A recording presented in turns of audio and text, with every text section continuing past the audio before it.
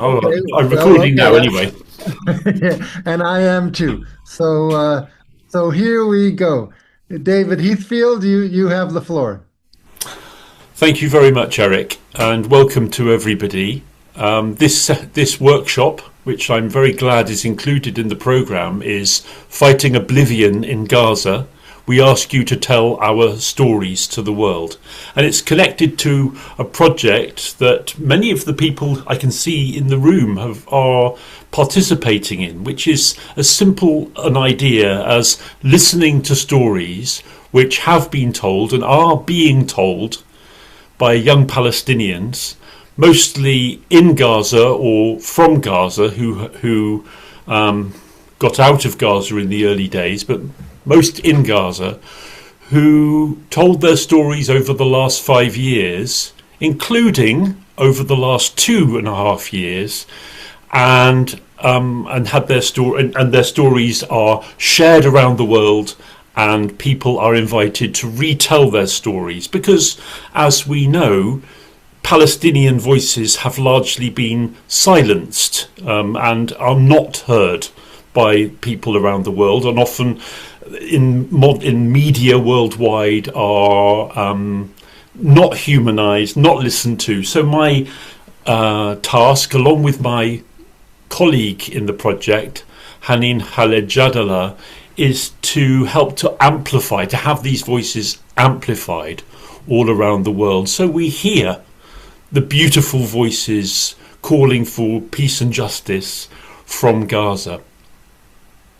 So this workshop, the abstract for this workshop, which you've probably read in the programme, is let's take a deep dive into 3 effective and widely applied storytelling activities in the context of the onslaught on the children of Gaza.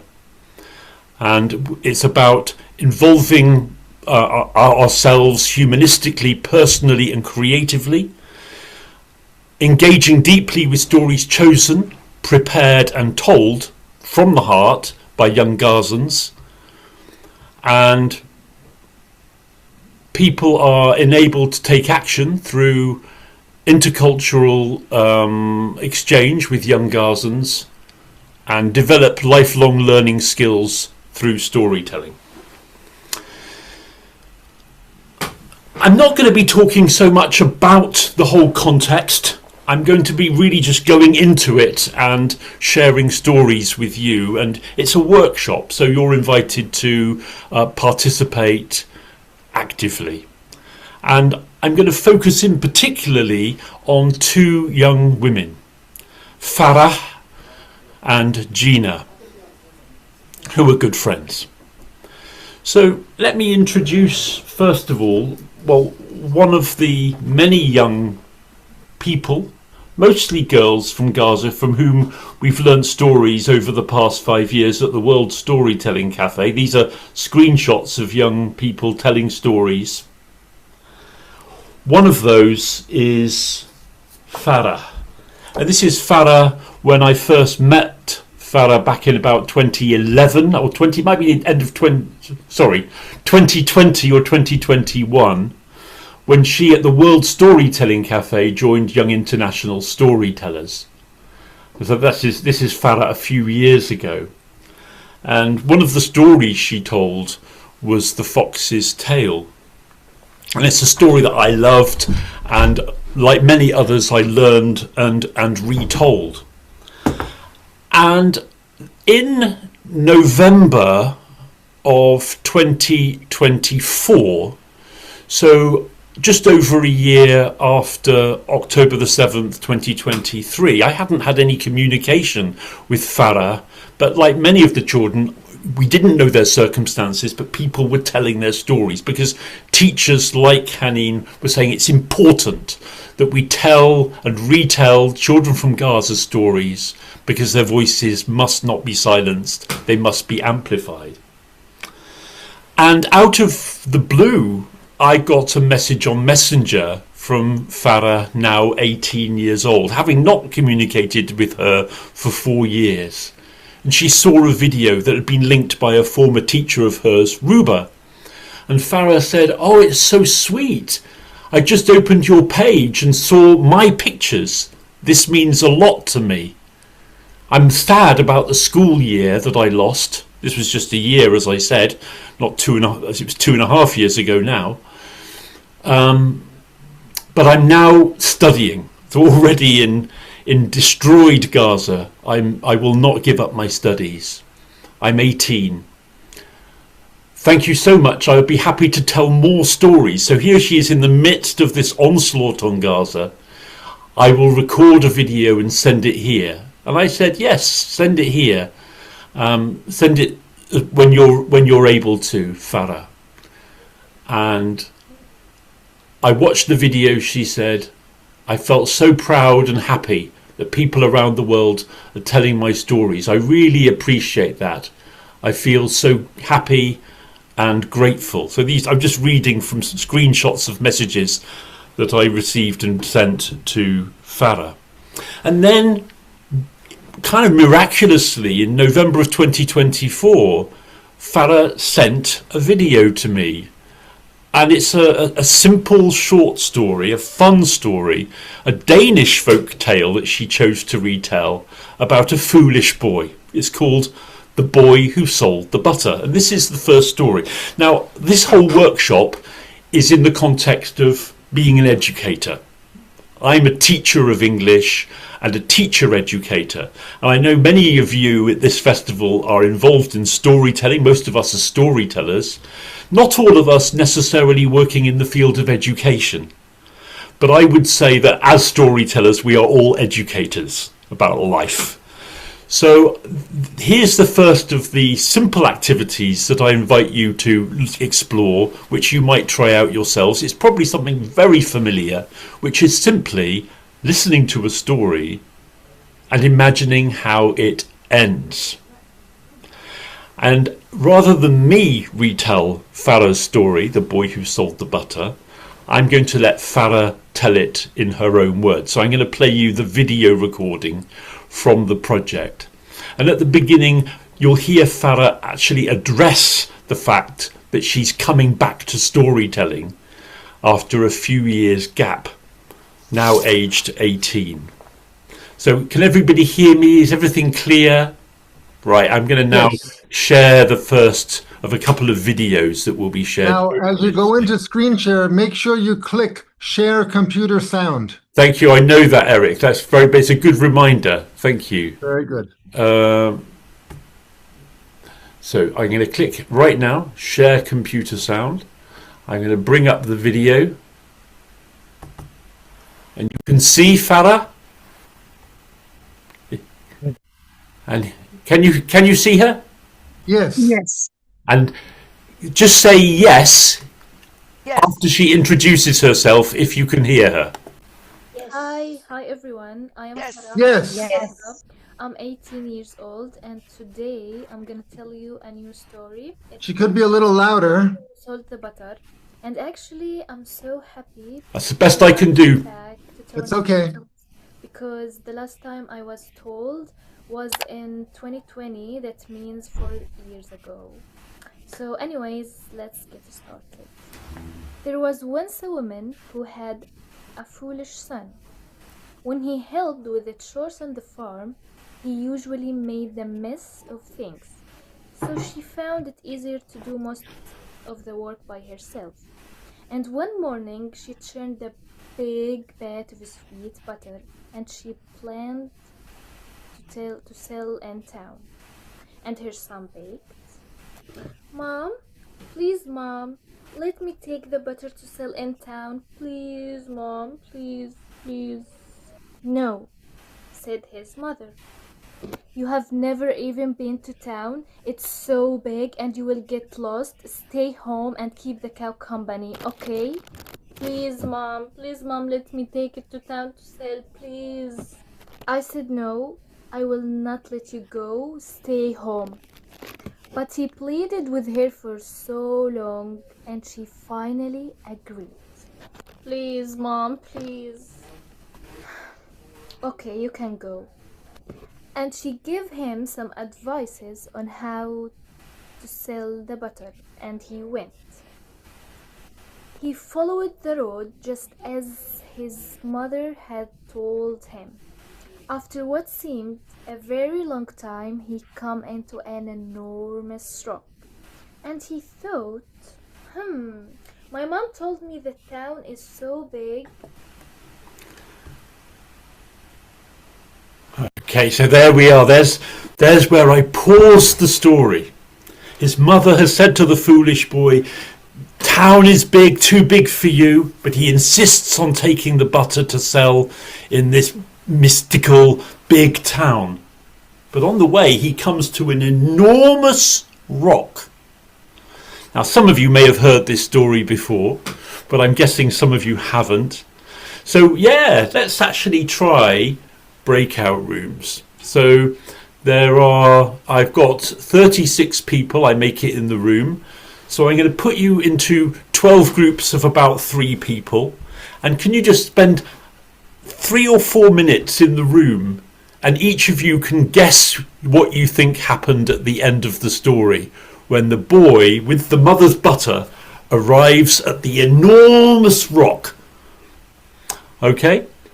David, I suggest we put at least 5 people in a room because half the people, more than half, don't have their cameras on, Okay. and if they don't have their cameras on, they might be in the kitchen, not even in front of the computer. Okay, well, I can see there's lots of people who are very actively engaged. I'll do what you say, Eric, but you've only got a few minutes to share your endings to the story. So we'll go into groups of 5.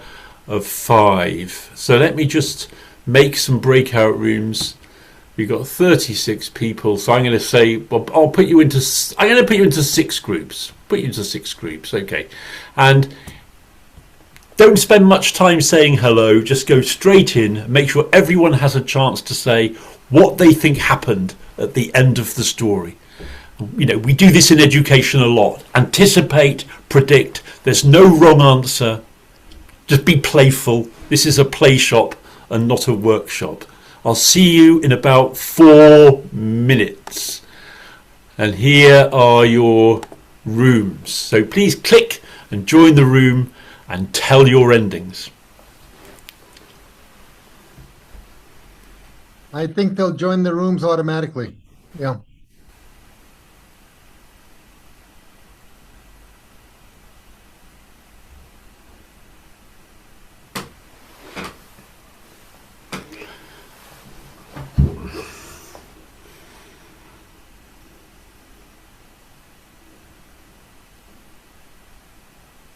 I'm still here, and I'm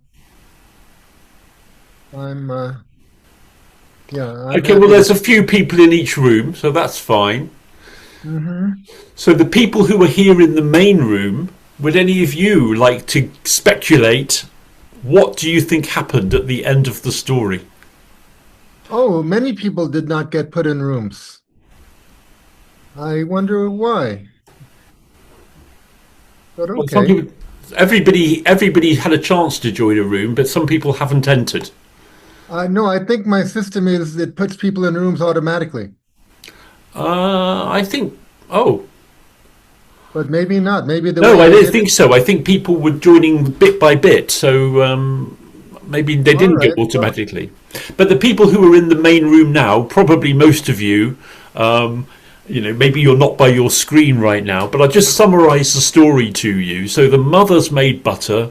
She's going to take it to town to sell, but her foolish son says, "I want to go, mother." She said, "You're not clever enough."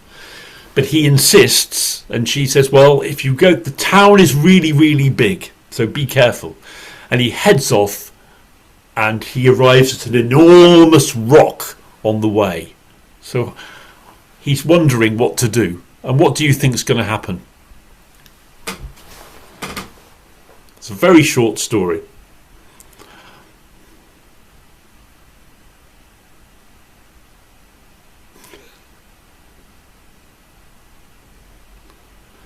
Ovidiu, I see you here from Romania.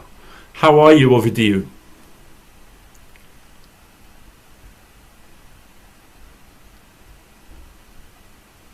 oh, I see. I think you gave them the option of whether or not to join the room. But That's Hi, it. David. for future reference, I think All you right. can also choose the option of put them in automatically. Okay. Well, I've always had the used the system of them opting whether to join or not. But that's okay. I'm happy with this because if people haven't joined, it's because they're probably not. They're not like you say. They might be in the kitchen. Ovidiu, how are you? I'm very well, thank you. How are you, David? Fine. Did you catch the story, Ovidiu? Yes, yes. I was listening, but I was right in the kitchen as soon as you were saying putting dishes back. All right. So, basically, this is I think this is a story in which, although the boy is foolish, it will turn out something like good. Like in the Jack and the Beanstalk Okay. story.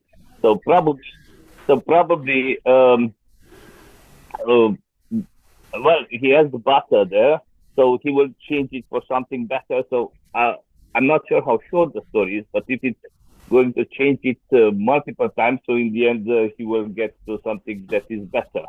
He'll get something better than the money for his butter. He will get something magical. Yeah, probably. Yeah, probably. Thank you very much. Anybody else who's You're in this welcome. main room would like to say what you think will the ending be?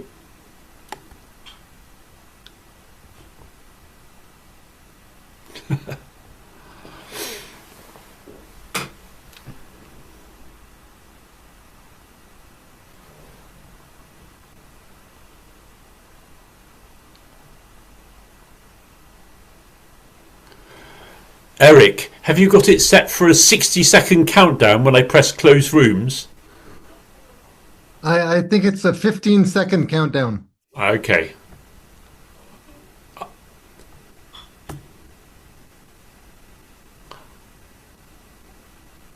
I think actually it seems to be 60 from going into options. Is it?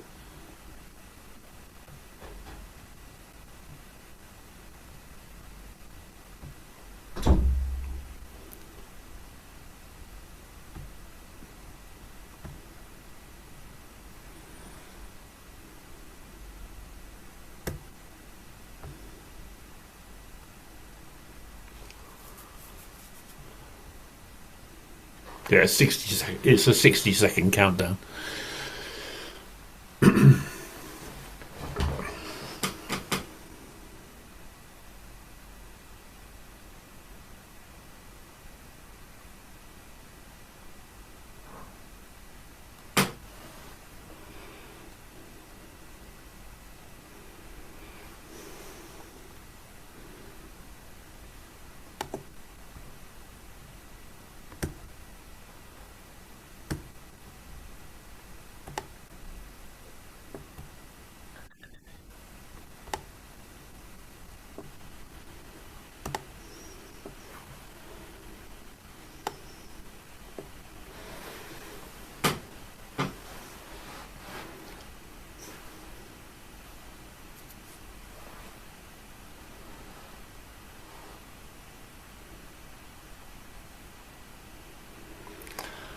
Okay, I had it on a 60-second countdown after I closed rooms, so now at the end of those 60 seconds, all of you have joined the main room again automatically. If we do another breakout room later, feel free to stay in the breakout room until the countdown has finished.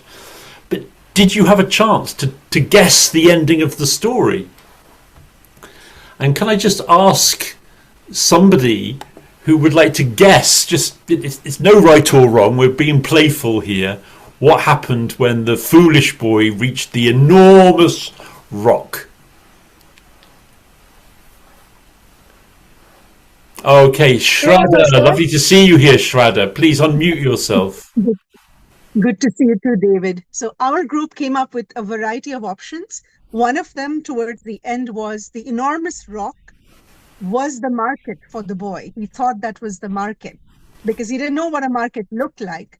And somehow maybe a critter came along and finagled the butter off of him, but essentially he got something either of less value or no value in exchange for the butter. Okay, so he thought the rock was town and he got Yeah. nothing or something of no value in exchange for the butter. Please wave if you enjoyed that. And if you have a similar answer, if your ending is similar to Shraddha's, maybe just put your thumbs up if your ending is similar. Yeah, or Banumatu, you've got a similar ending. Yeah. Oh, wonderful. Who's got a different ending to the story?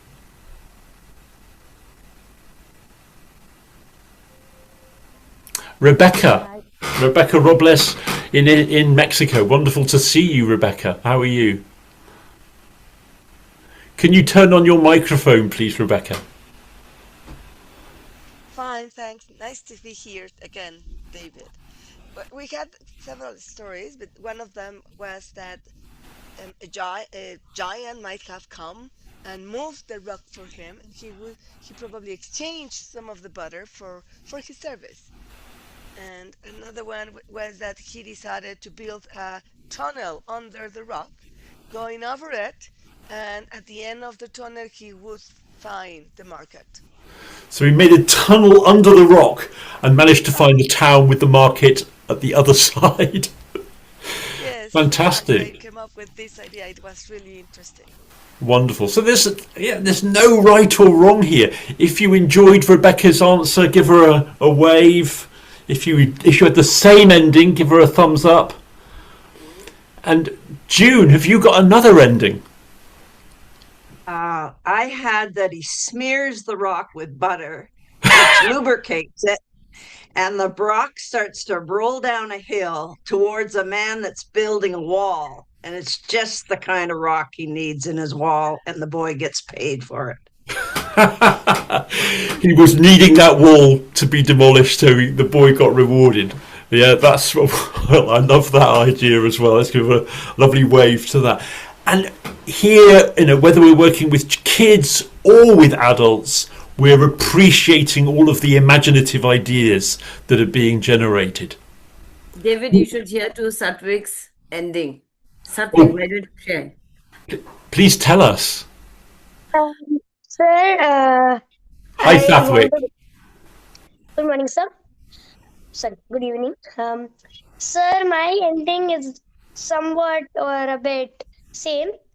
The thing that I found, since he is very foolish, I thought he thought the market was on the other side of the rock. So he tried to dig a tunnel.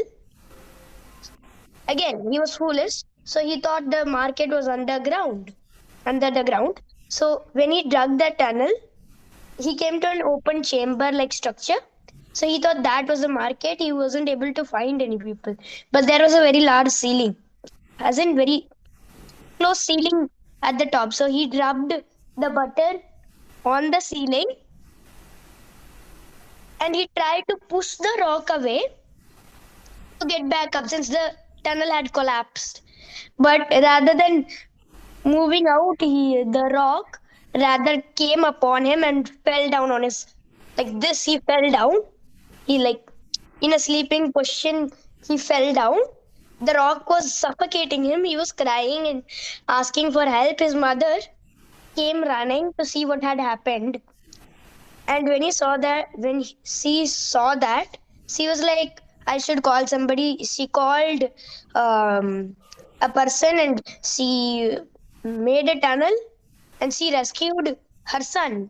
Now, when it comes to the butter, I think the butter turned into liquid since it was smeared. There will be a lot of heat. So it turns into a liquid form and a giant infinite river of butter starts flowing here and there. Now, after 1,000 years, we go to that same spot searching for petrol, diesel, petroleum, etc. We dig a hole. We find it. We find the butter, and we are like, "Yeah, we found petrol, and it's actually just butter." Sathwik, we appreciate your wild and vivid imagination. Let's go give a big cheer. Whoa, fantastic, Sathwik. And with this simple story, we generated all sorts of imaginative ideas. No more imaginative than Sathwik's ideas. Thank you so much. Would you like to hear the ending that that Farah learned and retold? It's actually very simple, very short, but we're appreciating all the different endings. Give me a moment to share the screen again.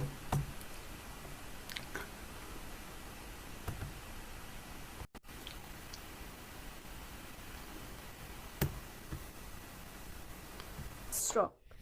And he thought, my mom told me the town is so big. This is certainly is big. It must be the town. So he said to the rock, Town, would you like to buy some of my mom's butter? The rock, of course, didn't answer. It was a rock. But this didn't stop the boy. He went right on talking. He was a foolish after all. At the end, thank you for listening. Bye-bye. Hi everyone. He was foolish after all. Yeah, he didn't stop trying to sell the butter to that rock. He didn't give up. He tried and tried and tried. Wow, that's the story. A simple story. What a lovely fun story that she chose to share with the world. And you might have noticed some amazing editing in there as well, because Farah's younger sister, Hala, who's also a young storyteller from the World Storytelling Cafe and told many stories between 2020 and 2022, that kind of period, edited that story for her sister and put in the visuals like the butter. Imagine butter, what that must have, there wouldn't have been any butter available when she told that story, but she had that image, that visual of butter appearing in the story.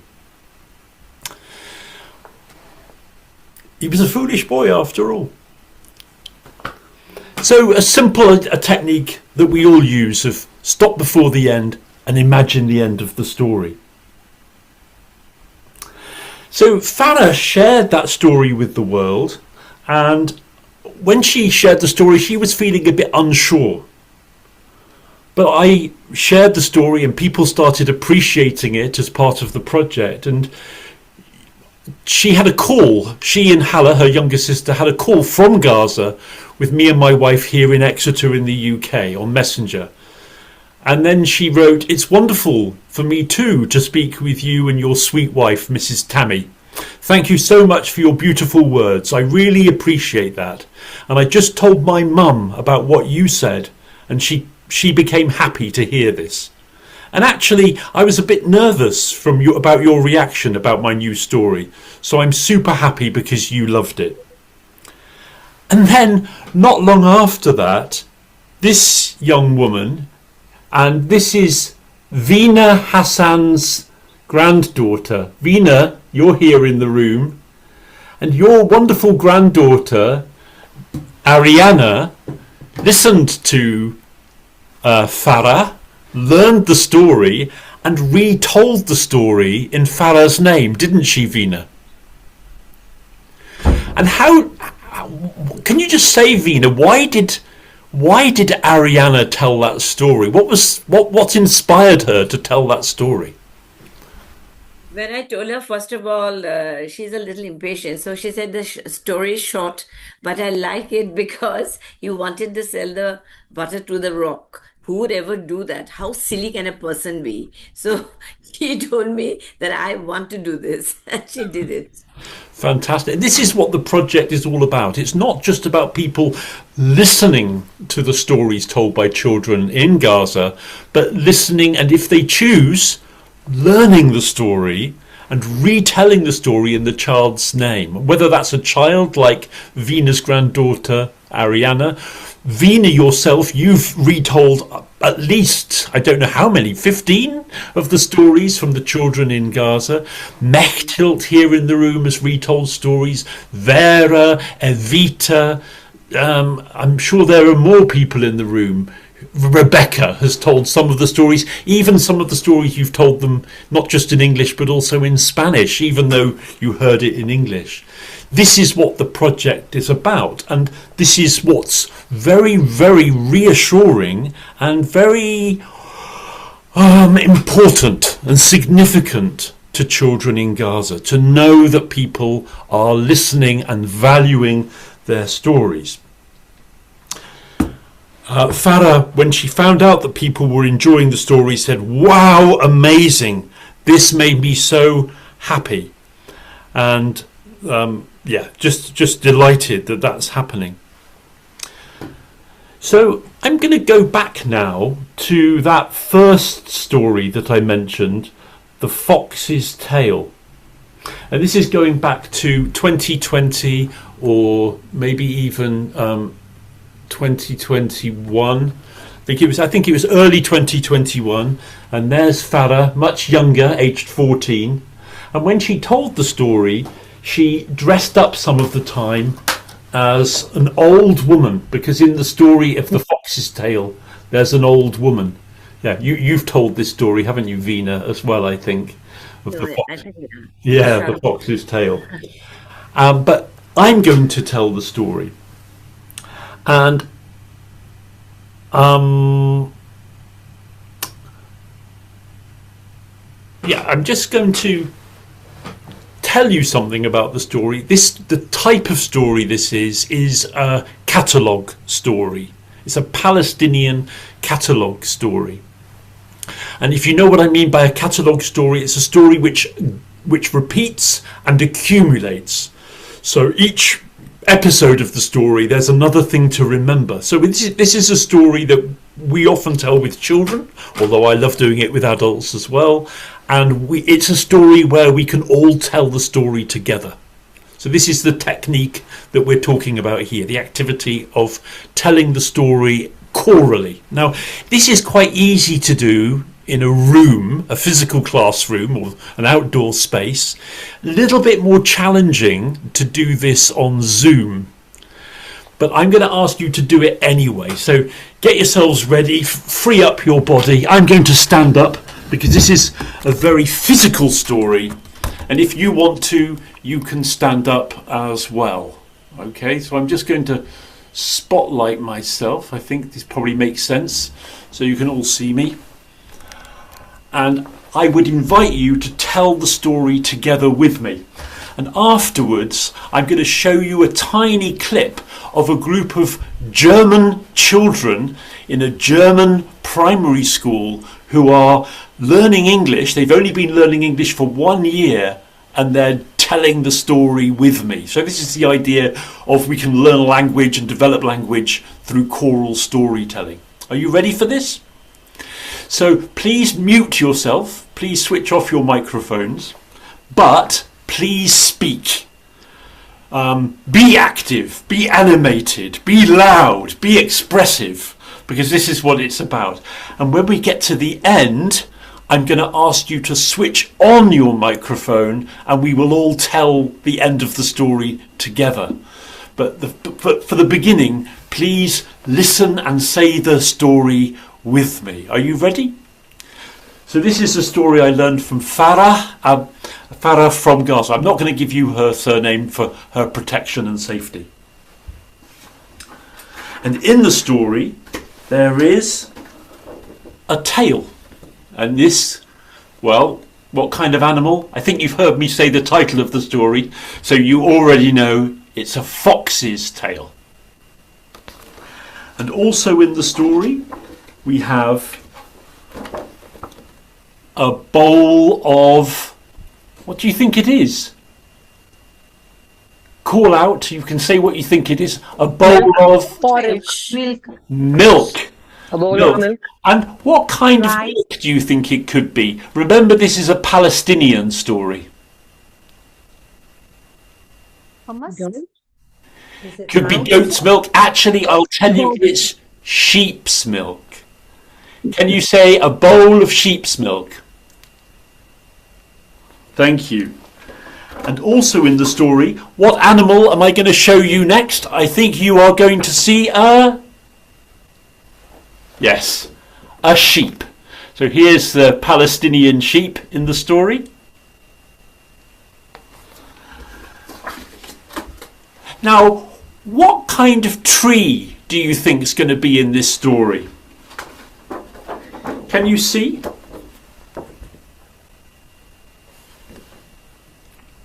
Can you tell me? Is it an olive tree? It's an olive tree. Here are the olives. This is my wife Tammy's beautiful artwork. And in the story, there is also a bucket. Can you say that? A bucket of Not milk. Yes. Can you say a bucket of water? There's something else as well. One more thing. A pair of boots. Are they new boots? No. Can you say a pair of old boots? That's it. Now, can you remember everything in the story? Let's see if you can remember. What's the first thing? Yes. Fox's tail. Fox's tail. What's the next thing? Ball. Milk. Bowl of milk. Ball of milk. Ball of milk. What kind of milk? Sheep's milk. Sheep's milk. Which animal? Sheep's milk, obviously. Palestinian sheep. Okay. Sheep. What kind of tree? Olive tree. Olive. Olive tree. Olive. What's next? Bucket of water. A bucket of water. Water. And finally, Bucket of water. A pair of old boots. Pair of And old a pair of old boots. you are wonderful students. Now you already know the story, so you can tell it with me. Are you ready? Get your hands free, get your body free, and we're going to begin. Canyon McCann Fickadim as a man. Once upon a time there was, and, well, there was not, an old woman. And this old woman lived in a small house with all of her children, and every day she milked her sheep. Can you do it with me? She milked her sheep and filled the bowl and put the bowl of the milk in the corner of the house, and the next morning her children would have fresh sheep's milk for breakfast. But one morning the old woman looked in the corner of the house and, oh, the bowl was empty. Where's the sheep's milk? She milked the sheep that day, put the bowl of milk in the corner of the house. In the morning my children will have milk for breakfast. But the next morning there was no milk. Who is stealing the milk? I'm going to catch them. That night the old woman took a long iron stick and hid in the shadows behind the door. And in the night there was the bowl of milk, and into the house padded, you know what kind of animal it was the fox. And the fox began drinking the milk. Can you show me? And soon the fox had nearly finished the milk, but the old woman jumped out and she, with the iron stick, she cut off the fox's tail. Old woman, oh, give me back my tail. Fox, you stole the milk that I was going to give to my children. I'll give you your tail back when you give me back all of the milk you've stolen. Oh, old woman, said the fox, how can I do that? I don't know, said the old woman. Ask the sheep.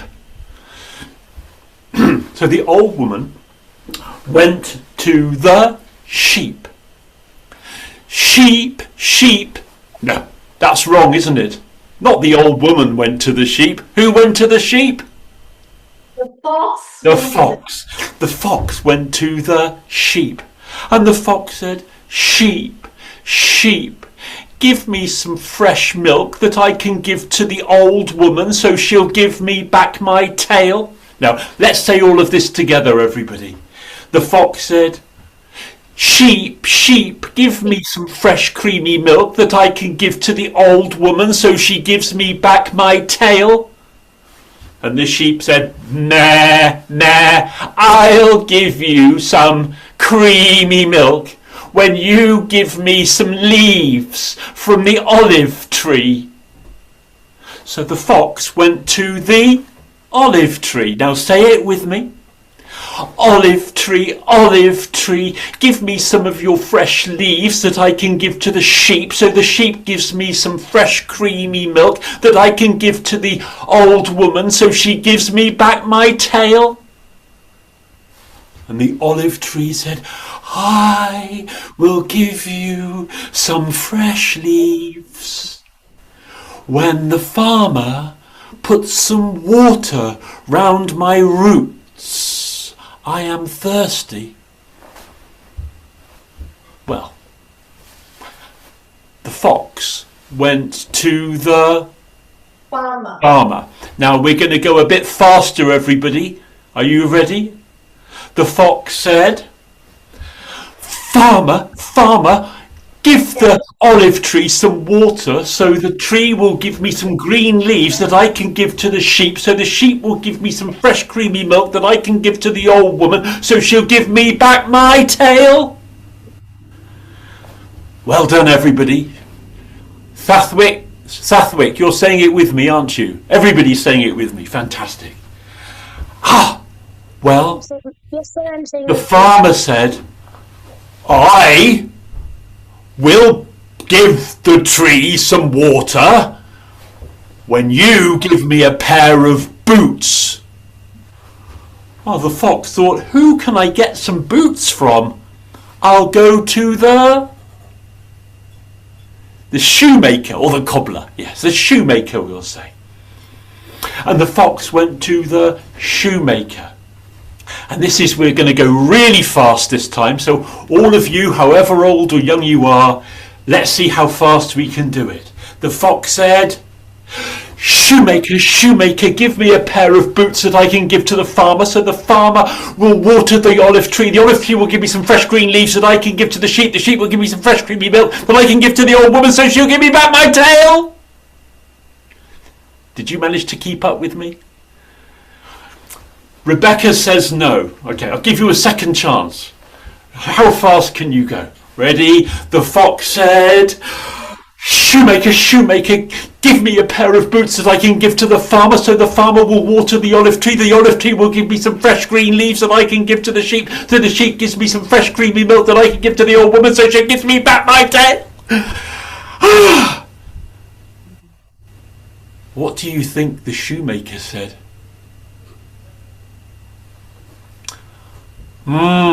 Said the shoemaker. Well, the shoemaker had a good heart, and the shoemaker believed in community. Everybody needs something. The old woman needs some milk to feed her children. The sheep needs some leaves so she can produce some milk, and the tree needs some water around its roots. The farmer needs a pair of boots. Everybody needs something, and you, fox, you need your tail. I'll find a pair of boots. And the shoemaker searched in a pile in the corner and found a pair of old boots. And the shoemaker gave the boots to the fox. Let's say it together. The farmer gave the boots to the fox. The fox took the boots to the farmer. The farmer put the boots on and they fitted well. The farmer carried a big bucket of water to the olive tree and watered the olive tree's roots. The olive tree was no longer thirsty and gave some fresh leaves to the fox, who took the leaves to the sheep. The sheep munched on those leaves and gave her beautiful creamy milk. And the fox took the creamy fresh milk to the old woman. And the old woman gave the creamy milk to her children, and they were no longer hungry. And the fox said, old woman, please give me back my tail. And the old woman said, Fox, here's your tail. Did you think it was going to be easy for you when you go round stealing other people's milk? And those are the words that dear Farah used 5 years ago when she told that story. That's how she finished it. Did you think life would be easy when you go round stealing other people's milk? There's a little thought to leave you with.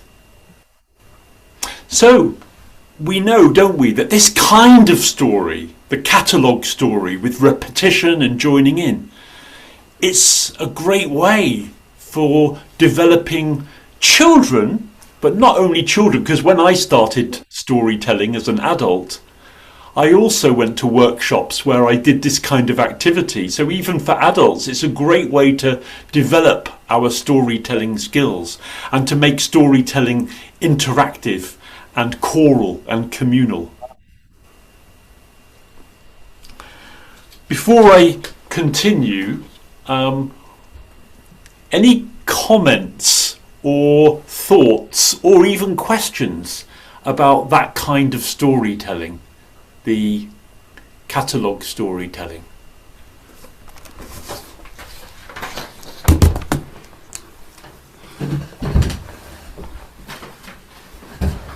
I'm just trying to understand why it is called a catalogue story.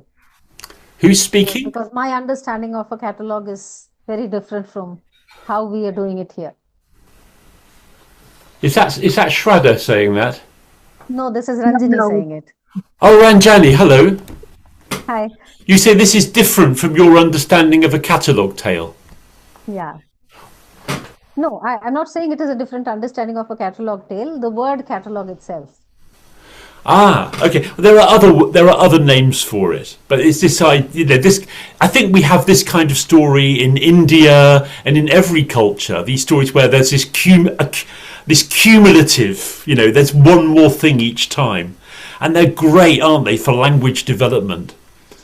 And I personally work in English language education for people learning English as a second language, and I'd love to show you a tiny clip of some German children. Now, you can't hear them very well.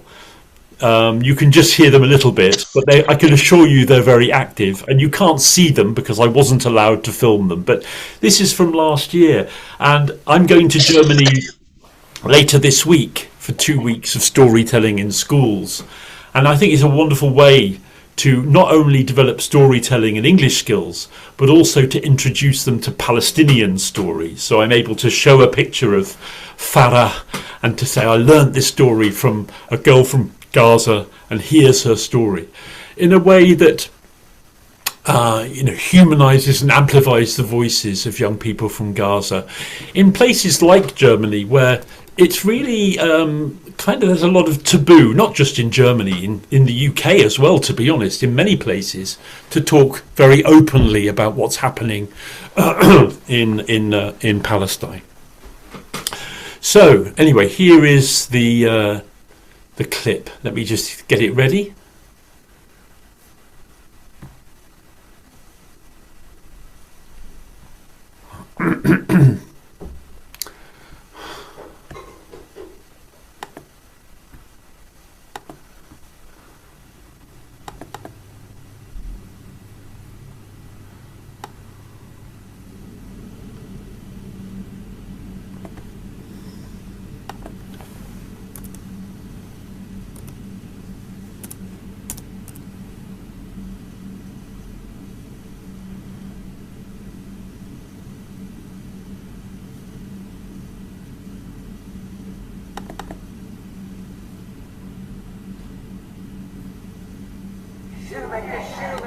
Give me a pair of...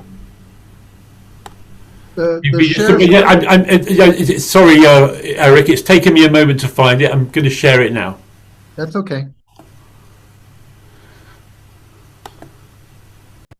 It's very, very short. This is nearly the end of the story. Shoemaker, give me a pair of boots that I can give to the farmer, so the farmer will water the tree, and the tree will give me some fresh green leaves that I can give to the sheep, and the sheep will give me some fresh milk that I can give to the old woman, and she'll give me back my... Okay.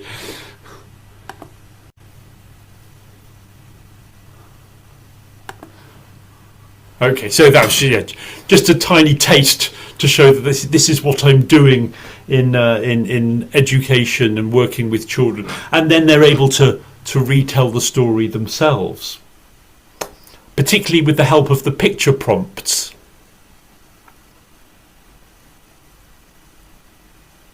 Well, what is the source of the story? Is it your own story? This is a story that I learned from Farah. She told it when she was 14, and it is a Palestinian folktale. It's not only told in Palestine. I've heard other versions told in other Arabic-speaking countries. So I guess it's a regional story. But I think there are small, there are variants. Is it a story that's also told in India, I wonder? Okay. Not that I've heard, but we have similar stories, which are what Yes. we call catalog tales, but not this one. To increase the memory skills of the children, Okay. Before we move on, I'm just going to share in the chat links to the different stories that we're doing in this workshop. So there's a few different stories, including that one, the Fox's Tale, and the previous one, The Boy Who Sold the Butter. And before we move on, I'd just like to ask what it's like for you to be listening and learning stories which originally were told by children in Gaza. What's that like for you? And you might write it in the chat, or you might want to say something to the group. But just this idea of, at this time of onslaught and the eradication that's going on and continuing to happen, what does that what's this like for you to be hearing their stories? Why is this significant or useful a thing to be doing? Would anybody like to say something about that?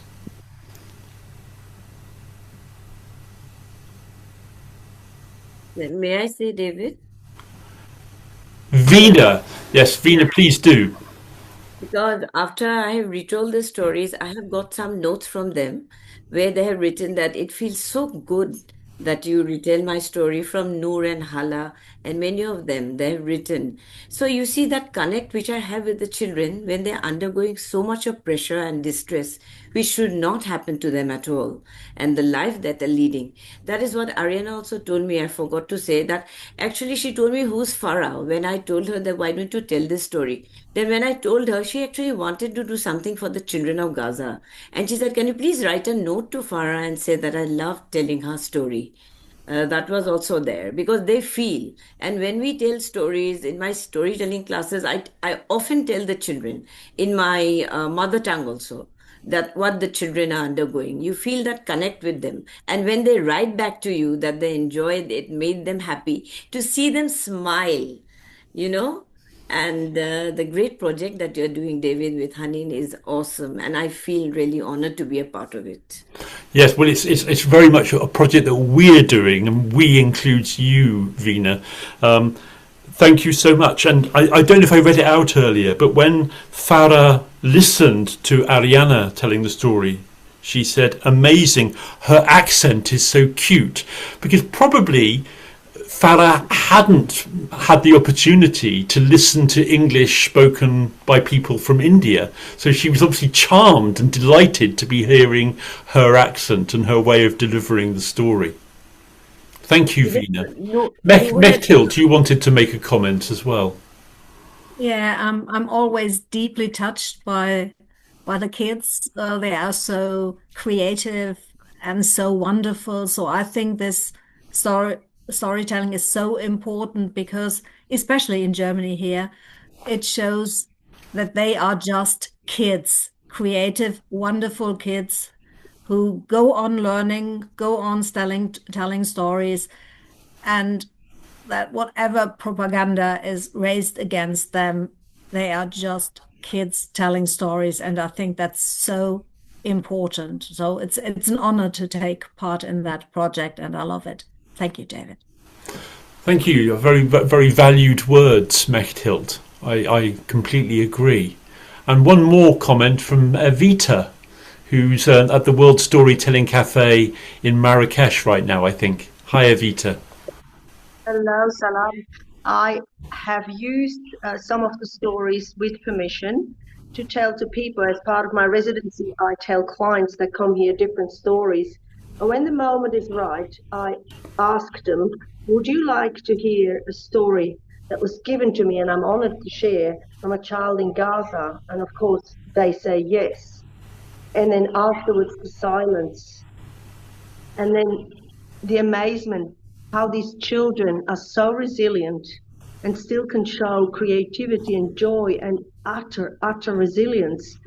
I think it has a much bigger impact than giving figures to people, you know, because that goes to the head and people will nod and say, yes, that's terrible, yes, that's terrible. But when we tell, for example, Lila's butterfly story, which is basically a lived experience, beautifully spoken in metaphors, I've had people in tears and people saying, can you tell me more about this project? So hopefully, you know, it's just going to grow, David, bigger and bigger. But it's also a huge sense of pride in all these children and the connections we are making through that, and showing that story is the best way to change the world. Thank you. And just to say, Evita and I were in a meeting along with Manuela and Mechthild, just finished half an hour before this workshop at the World Storytelling Cafe. We have our monthly Young International Storytellers. And because of this project and this kind of appreciation, young people are coming in even now.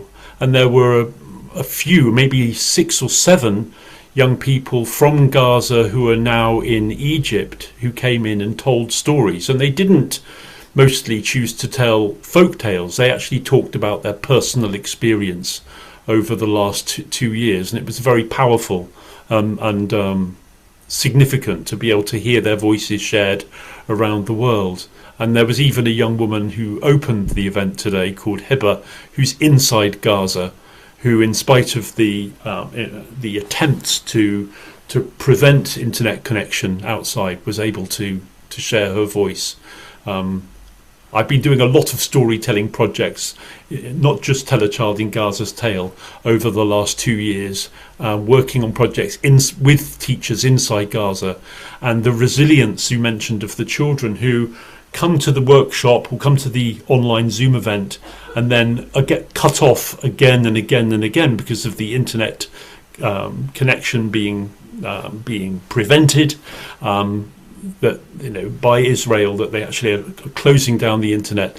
They try and try and try again. So as many as 5 times in the course of a story, a child will lose connection, but then keep coming back in to continue the story, because they know that their stories are being valued and heard around the world. It's the most impressive experience in the world of storytelling that I've ever had. Okay, I'm just going to put some more links in the chat. If you want all of these links together, just contact me after this workshop and I'll give them all together in one sheet. But these are links to different projects that I've been connected with, that or people I know have been connected with. So there's the project Tell a Child in Gaza's Tale, which Hanin and I invite you to participate in. There's an article, Tell Our Stories to the World, Fighting Oblivion in Gaza, which shares its title with this workshop. And that focuses on Farah and Gina, who we're coming to stories. And there's another more recent article that Hanin and I together wrote, telling their stories to the world, showing support and expressing admiration for the children of Gaza. And then there's some more projects, Voices Across Worlds, which Hanin ran last year, bringing together children in Gaza and from Gaza, from inside Gaza and from inside Egypt, Gazan children, together with children in... and suddenly the name of the country, it's in Africa, it's in North...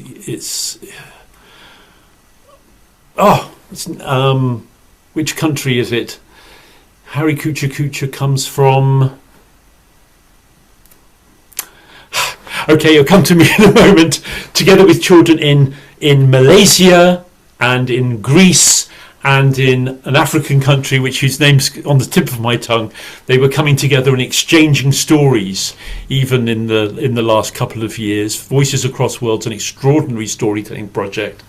And then there's one more project that I've been involved in, which is reimagining folk tales, where I've been getting we've been working with folk tales from Palestine, but reworking the stories, so the stories are very much about peace and reconciliation and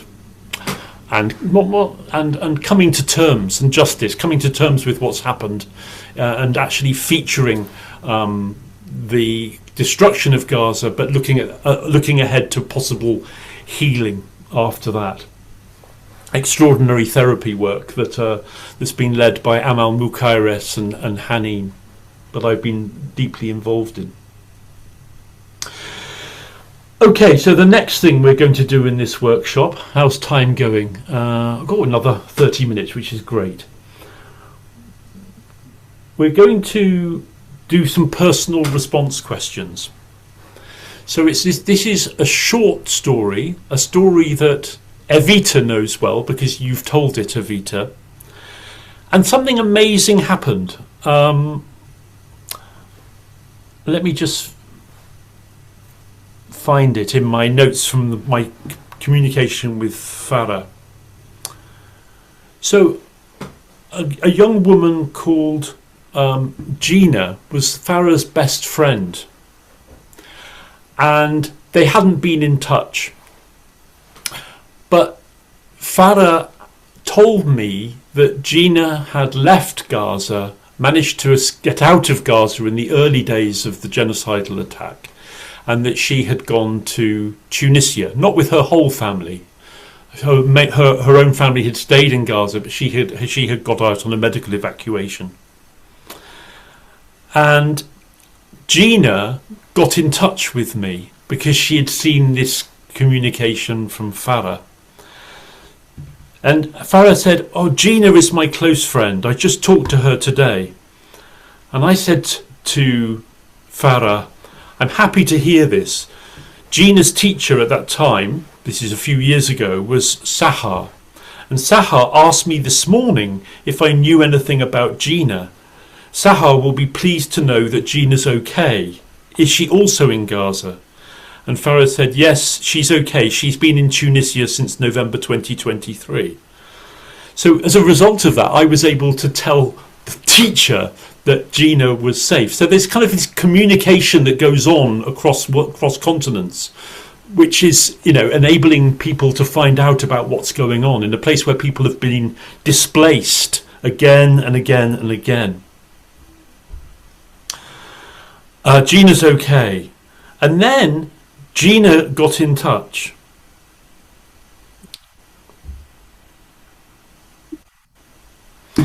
And I was able to... Now, Gina told a fantastic story 4 years ago called Dignity is Priceless. So this is Gina 4 years ago. I haven't got time to tell that story. It's a fantastic story, but you can look it up within the project. But I managed to communicate with Gina, and Gina wanted to get in touch with me. So we met online, and Gina decided that she wanted to tell a story from Tunisia as part of the project. So the next story we're going to experience is Gina's story, and the activity is called Personal Response Questions. So this is something that you might like to explore in your own teaching, in your own storytelling context. So I'm going to play a video, and it was made in 2025, last year, between me and Gina. And afterwards, I'm going to give you some questions to answer. And these questions fit well in the context of this festival, which is all about healing, because the questions don't have a right answer or a wrong answer. They're not comprehension check questions. They're personal, creative response questions. In other words, there's no right answer. They're about how you respond personally to the story. And I'm going to give you 9 questions, and I'm going to ask you to choose 2 or 3 of these questions that you feel moved to answer. So you don't have an obligation to answer all of the questions, but you can self-select the questions that you want to answer that are meaningful to you. So answering these questions in the context of the story, but also in the context of how the story and the context of the story being told. This girl now 18, in Tunisia, who managed to get out of Gaza, leaving her family behind. And it's a story that's about Palestine. And it's called Jafra. This is Farah's friend. And somehow we were able to reconnect through this project. So here's... Are you ready for this? Another story? Yeah? Okay, great. So here is... hang on, I just need to get it set up. Give me a moment.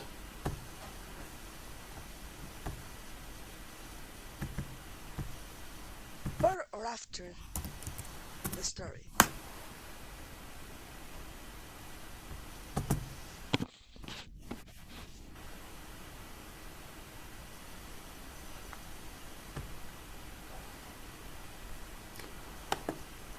Here we go.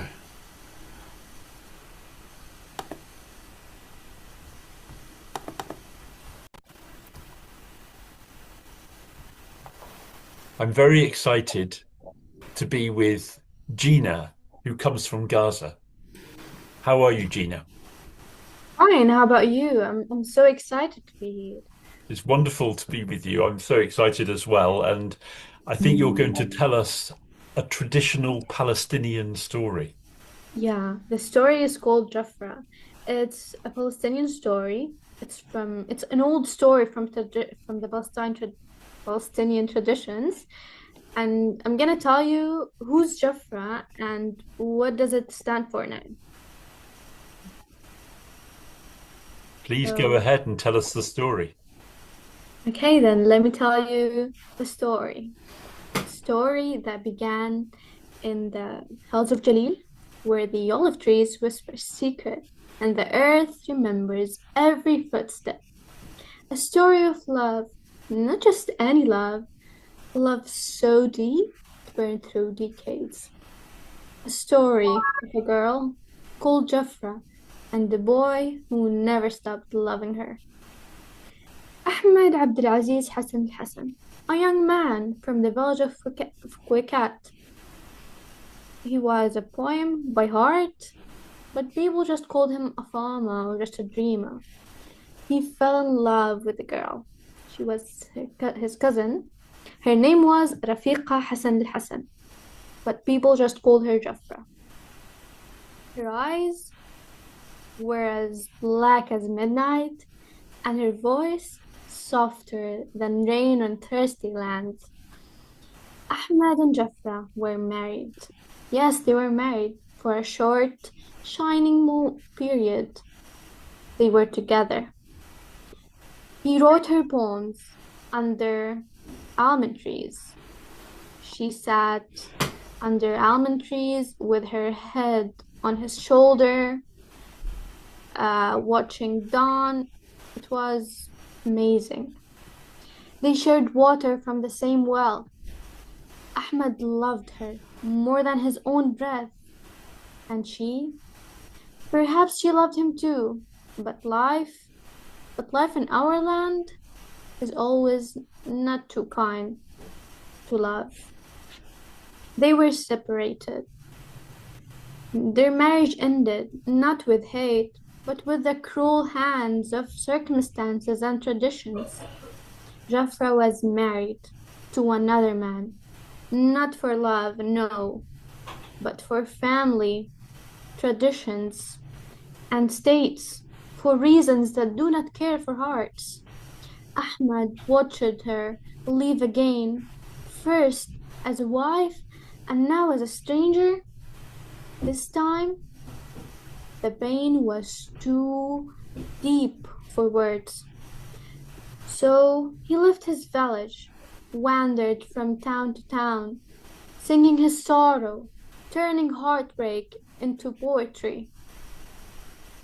And his famous one was, Jafra and I'm the stranger. Your love is a stranger in my heart. Jafra, oh Jafra, with the black eyes, you have killed me with love, oh Jafra. His word caught fire on the tongues of the people, spreading like wild flames through the hills and valleys. His heartbreak became our heartbreak. His Jafra became our Jafra. Time passed. Ahmed faded from the world, but his words lived on, and Jafra became a symbol. Not just a girl from Jalil, she became Palestine itself. Beautiful, loved, desired, taken. A homeland we all long for but cannot reach. A memory we hold tighter than breath. In camps, in wedding halls, in resistance marches, her name still rises in the air. So when you hear the name Jafra, remember, she was real. She laughed, she cried, she loved. But now, she's every Palestinian village lost. Every heart still beating with the hope of return. She's still the poem we still recite, and the dance we still dance. She is love, she is land, she is us. And she is Jafra. And she is Jafra. Wow. What a powerful, symbolic story. And you told it with such truth and power. Jafra isn't just a random Palestinian female. She's my grandma. She's me. She's my land. She's everything. Thank you so much, Gina. This is going to be shared as part of Tell a Child in Gaza's Tale project that's ongoing, and it's very valued. And I hope it's okay with you if people who listen to your story can choose to retell it in your name and in the name of all the children of Palestine. Definitely. I would love to hear people retell it in their way, but like they have to use my story because it has like traditions and everything, but they can tell it in their way. I would love to hear that. In their own way, but with Yeah. respect to you and the heritage that that story carries. Yeah. Thank you very much.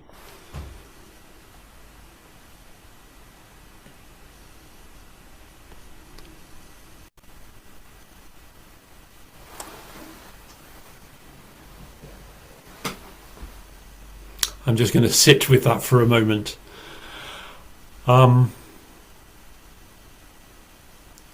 Yes, Gina offers that possibility that you could retell her story, but it needs to be with a recognition and a respect for where the story comes from. And Evita, who's in the room here with us, has retold the story of Jafra. And I know Evita well and know and trust the way you told it is truly respectful of the heritage which it carries.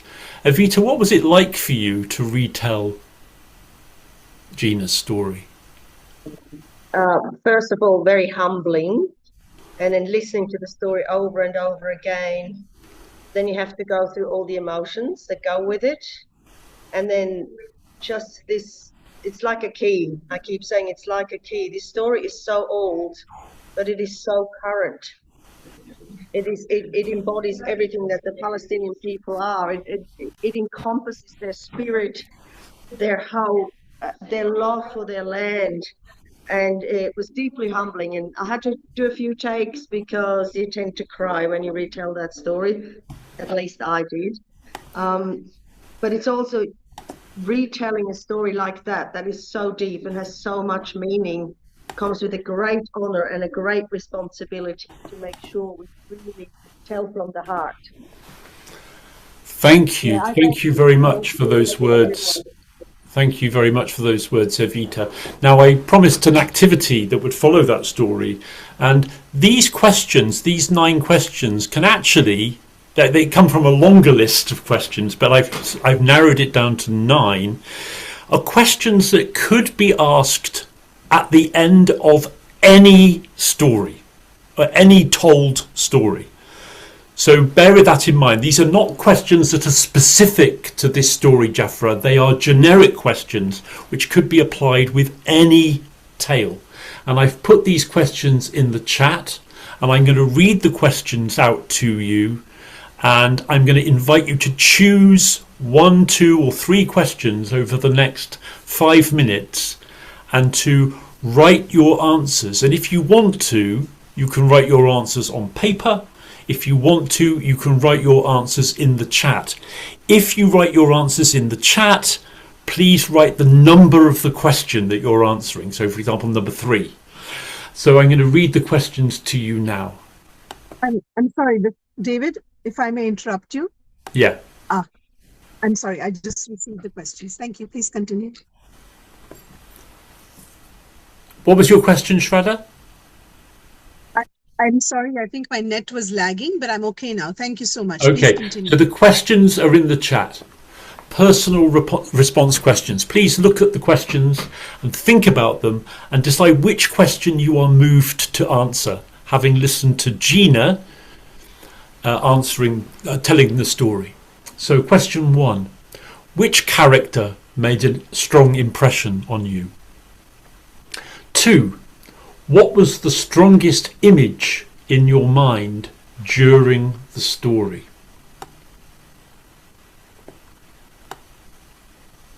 3, what colour was the story? 4, what sounds did you imagine during the story? 5,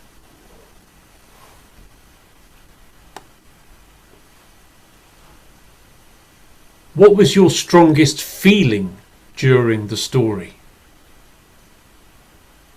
6, what surprised you in the story? 7, what did you like best in the story? 8, what thoughts went through your head during the story? And 9, I just have to find out what question is missing from this list. And that question is for those of you who are thinking, I don't want to answer those questions. There's another question I want to answer. So what question is missing from this list? So choose 1, 2, 3 of those answers and just spend a few minutes writing. You can write in the chat or you can write on paper, and then we'll close the session by sharing some of your ideas that you want to share with the room.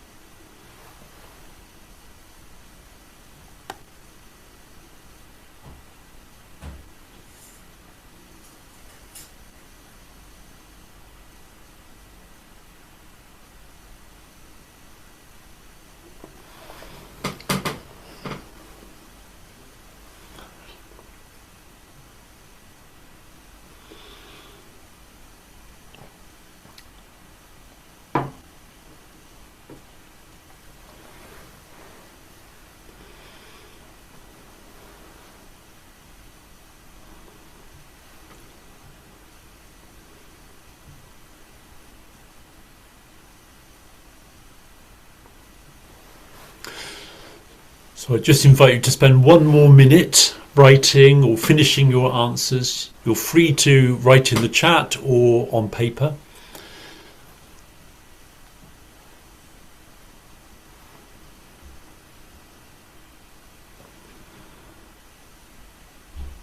If you've already finished, you might like to read what other people have written already in the chat.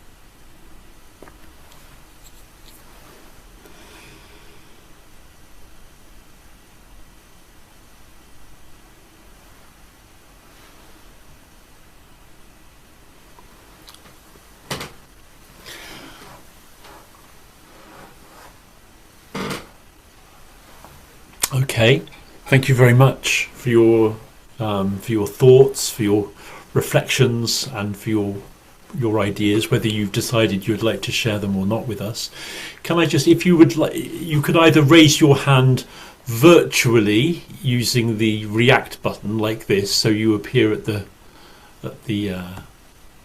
it's easy for me to spot.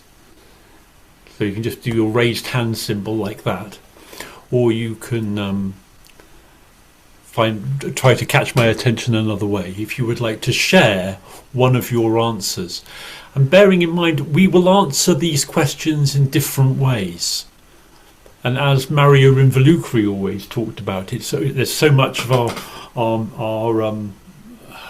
what's going on inside us that's actually determining how we respond to a story. It's not just the story itself, it's what we bring to the story through our experience, associations, our mood, things, problems and issues that are going on in our lives that will influence how we respond to a story.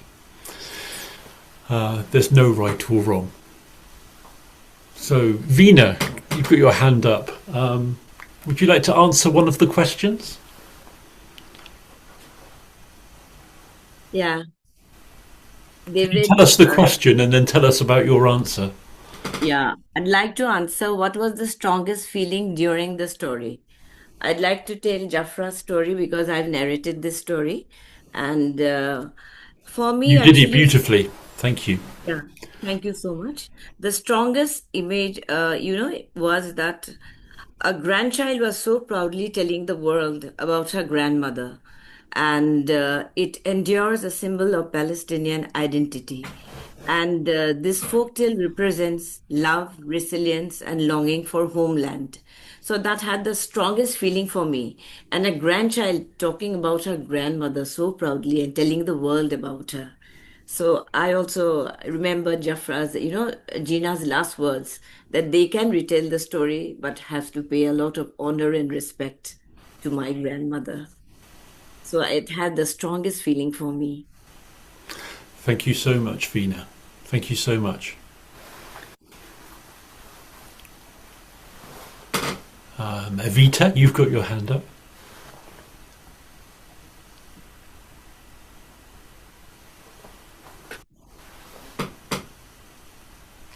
Evita, can you unmute? Here I am. It's so hard on the little phone.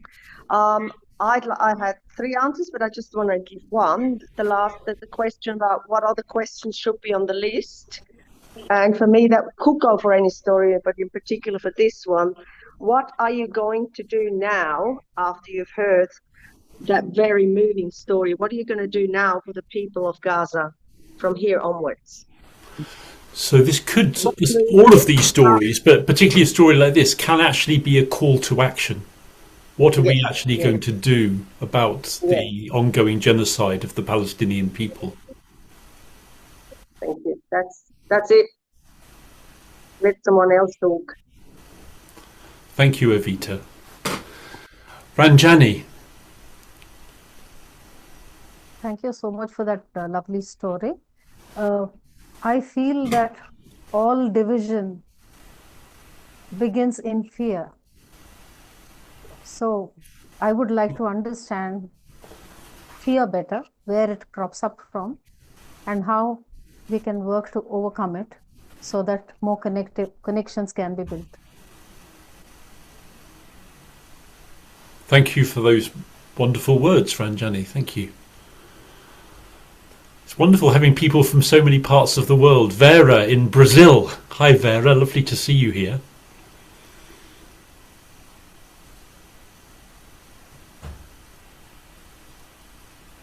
Hi, David.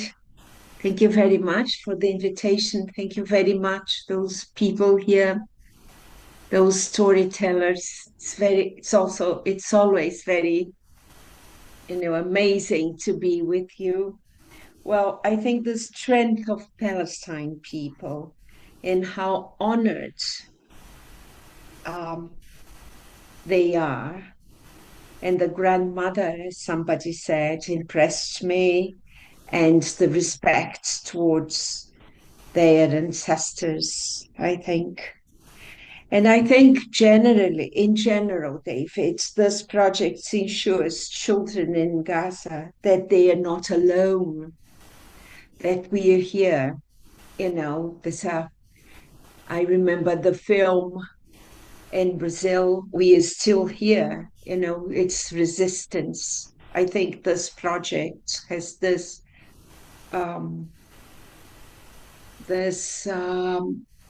I think, right? It is resistance. And then somebody said, what are you going to do after having listened to the story?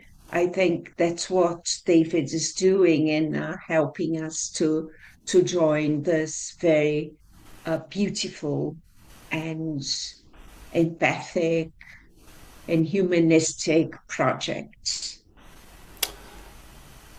Thank you, Vera. I know we're time is up, time is out for this workshop, but I just wanted to say I really appreciate what your contributions and what you've also written in the chat. And if anybody is moved to, I've just put in the chat, putting in now a little header, Dear Farah and Gina.